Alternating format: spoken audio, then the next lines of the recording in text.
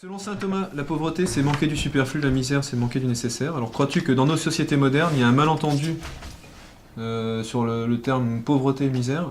En Europe, il y a, selon moi, assez peu de misérables et énormément de pauvres.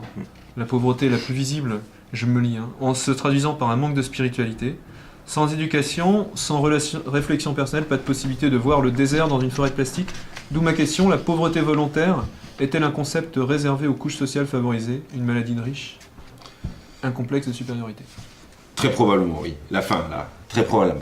Que si t'es né dans une famille pauvre, de décider de vivre pauvrement, c'est l'héroïsme absolu. Je pense qu'il y en a qui l'ont fait, mais c'est vrai que moi, les grands exemples auxquels je pense, le plus net, c'est Gandhi. Il était dans une famille friquée, quoi. Mais le Bouddha, c'est pareil. Le Bouddha, c'était un prince, voilà.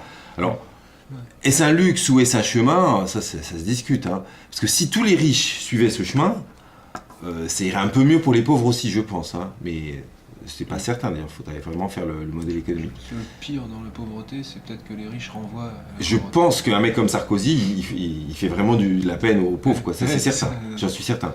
Et même rien que le fait de ne pas se chauffer, par exemple, ce qui aujourd'hui n'est absolument pas gênant. Enfin, il y a des hivers où vraiment il y avait de la glace, de glace sur les vitres. D'accord.